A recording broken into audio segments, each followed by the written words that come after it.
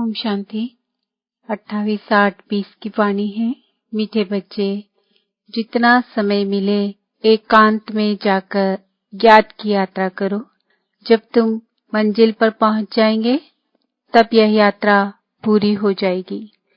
प्रश्न: संगम पर बाप अपने बच्चों में कौन सा ऐसा गुण भर देते हैं जो आधा कल्प तक चलता रहता है? उत्तर: बाप कहते, जैसे मैं अति स्वीट हूँ ऐसे बच्चों को भी स्वीट बना देता हूँ। देवताएं बहुत स्वीट हैं। तुम बच्चे अभी स्वीट बनने का पुरुषार्थ कर रहे हो, जो बहुतों का कल्याण करते हैं, जिनमें कोई शैतानी ख्यालात नहीं है, वही स्वीट है। उन्हें ही ऊंच पद प्राप्त होता है, उनकी ही फिर पूजा होती है। ओम शांति। बाप बैठ समझाते हैं, इस शरीर का मालिक है आत्मा। यह पहले समझना चाहिए, क्योंकि अभी बच्चों को ज्ञान मिला है। पहले तो समझना है हम आत्मा है।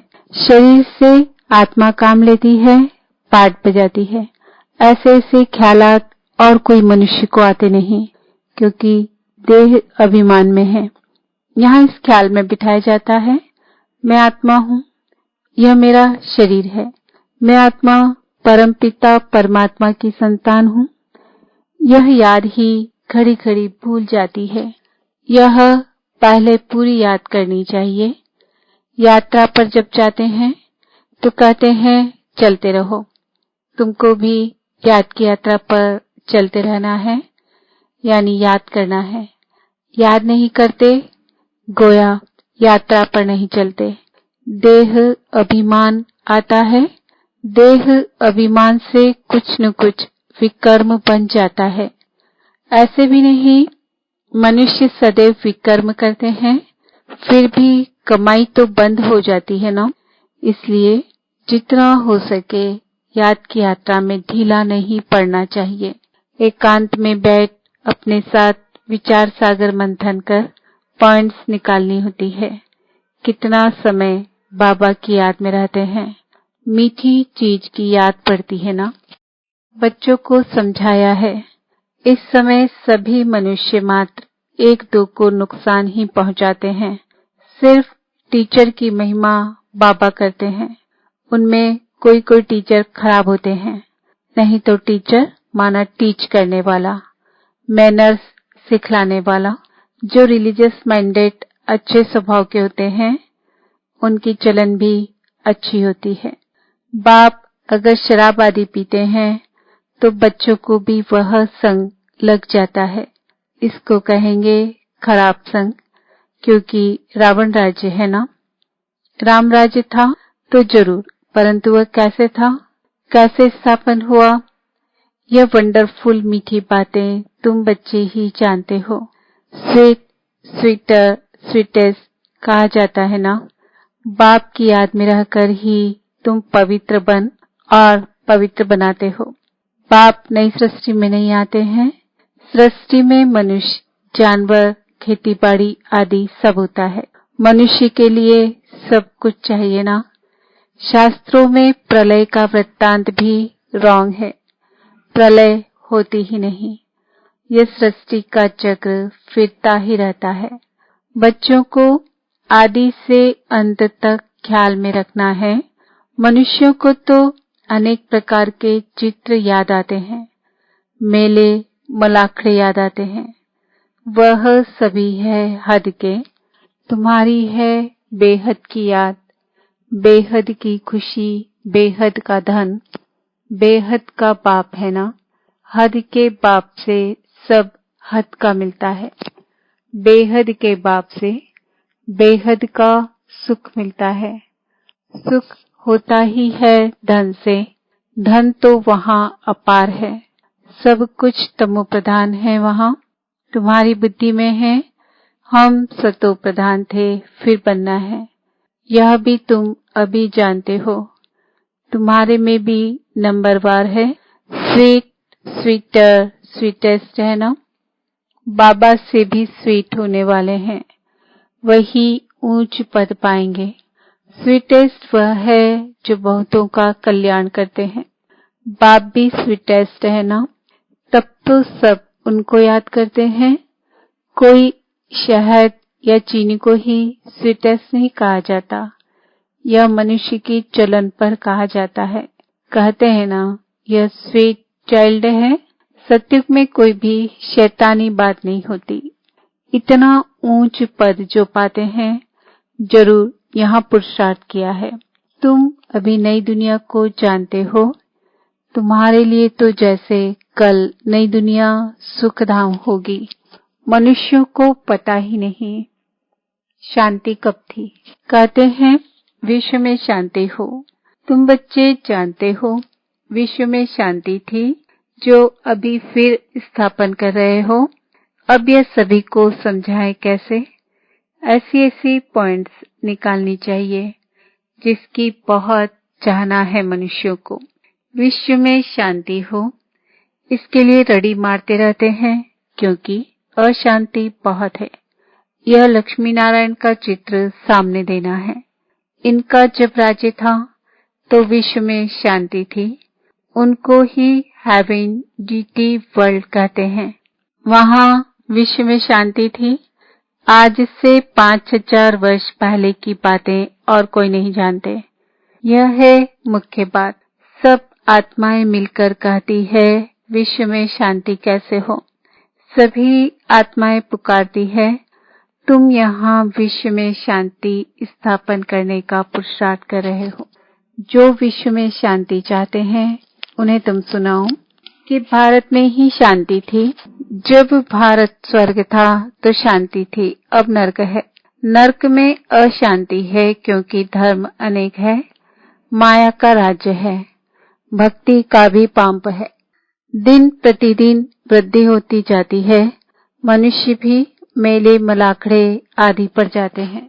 समझते हैं जरूर कुछ सच होगा। अभी तुम समझते हो उनसे कोई पावन नहीं बन सकते हैं। पावन बनने का रास्ता मनुष्य कोई बता न सके। पतित पावन एक ही बाप है। दुनिया एक ही है, सिर्फ नई और पुरानी कहा जाता है। नई दुनिया में नया भारत, नई दिल्ली कहते हैं। नई होनी है जिसमें फिर नया राज्य होगा। यहाँ पुरानी दुनिया में पुराना राज्य है। पुरानी और नई दुनिया किसको कहा जाता है यह भी तुम जानते हो। भक्ति का कितना बड़ा प्रस्ताव है। इसको कहा जाता है अज्ञान। ज्ञान सागर एक बाप है। बाप तुमको ऐसे नहीं कहते कि राम राम कहो व कुछ करो, नहीं। बच्चों को समझाया जाता है वर्ल्ड की हिस्ट्री ज्योग्राफी कैसे रिपीट होती है। यह एजुकेशन तुम पढ़ रहे हो, इसका नाम ही है रूहानी एजुकेशन, स्पिरिचुअल नॉलेज। इनका अर्थ भी कोई नहीं जानते। ज्ञान सागर तो एक ही बाप को कहा जाता है, वह है स्पिरिचुअल नॉलेजफुल फादर। बाप रूहों से बात करते हैं। तुम बच्चे समझते हो, रूहानी बाप पढ़ाते हैं। यह है स्पिरिचुअल नॉलेज। रूहानी नॉलेज को ही स्पिरिचुअल नॉलेज कहा जाता है। तुम बच्चे जानते हो परमपिता परमात्मा बिंदी है, वह हमको पढ़ाते हैं। हम आत्माएं पढ़ रही हैं, यह भूलना नहीं चाहिए। हम आत्मा को जो नॉलेज मिलती है फिर हम दूसरी आत्माओं को देते हैं। यह याद तब ठहरेगी जब अपने को आत्मा समझ बाप की याद में रहेंगे। याद में बहुत कच्चे हैं। झट देह अभिमान आ जाता है। देही अभिमानी बनने की प्रैक्टिस करनी है। हम आत्मा इनको सौदा देते हैं। हम आत्मा व्यापार करते हैं। अपने को आत्मा समझ बाप को याद करने में ही फायदा है। आत्मा को ज्ञान है हम यात्रा पर हैं। कर्म तो करना ही है। बच्चों आदि को भी संभालना है। धंधा धूरी भी करना है। धंधे आदि में याद रहे हम आत्मा है, यह बड़ा मुश्किल है। बाप कहते हैं कोई भी उल्टा काम कभी नहीं करना। सबसे बड़ा पाप है विकार का, वही बड़ा तंग करने वाला है। अभी तुम बच्चे पावन बनने की प्रतिज्ञा करते हो, उसका ही यादगार यह राखी बंधन है। आगे तो पाई पैसे की राखी मिलती थी, ब्राह्मण लोग जाकर राखी बांधते थे। आजकल तो राखी भी कितनी फैशनेबल बनाते हैं। वास्तव में है अभी की बात, तुम बाप से प्रतिज्ञा करते हो, हम कभी विकार में नहीं जाएंगे, आपसे विश्व के मालिक बनने का वर्षा लेंगे। बाप कहेंगे 63 जन्म तो विषय वैतरणी नदी में गोते खाए, अब तुमको क्षीर सागर में ले चलते हैं। सागर कोई है नहीं, भेंट में कहा जाता है तुमको शिवालय में ले जाते हैं, वहां अथाह सुख है। अभी ये अंतिम जन्म है, हे आत्माएं पवित्र बनो। क्या बाप का कहना नहीं मानेंगे? ईश्वर तुम्हारा बाप कहते हैं, मीठे बच्चे विकार में नहीं जाओ, जन्म जन्मांतर के पाप सिर पर हैं, वह मुझे याद करने से ही भस्म होंगे। कल्प पहले भी तुमको शिक्षा दी थी। बाप गारंटी तब करते हैं जब तुम यह गारंटी करते हो कि बाबा हम आपको याद करते रहेंगे। इतना याद करते रहो जो शरीर का भार न रहे।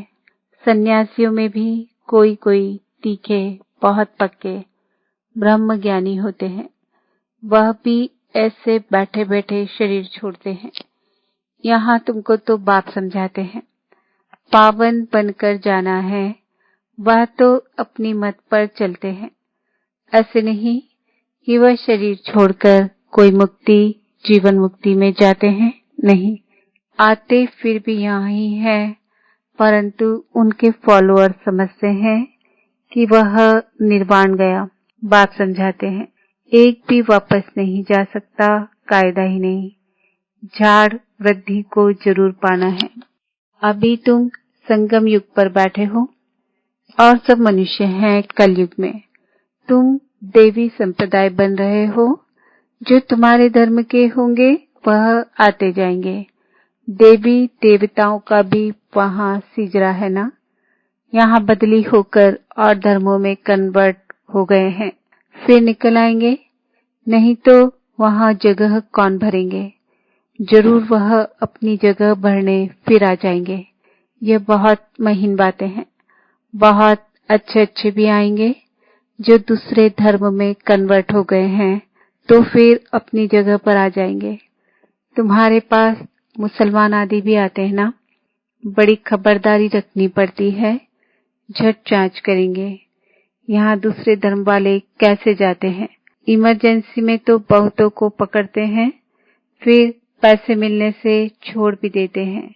जो कल्प पहले हुआ है तुम अभी देख रहे हो, कल्प आगे भी ऐसा हुआ था। तुम अभी मनुष्य से देवता उत्तम पुरुष बनते हो।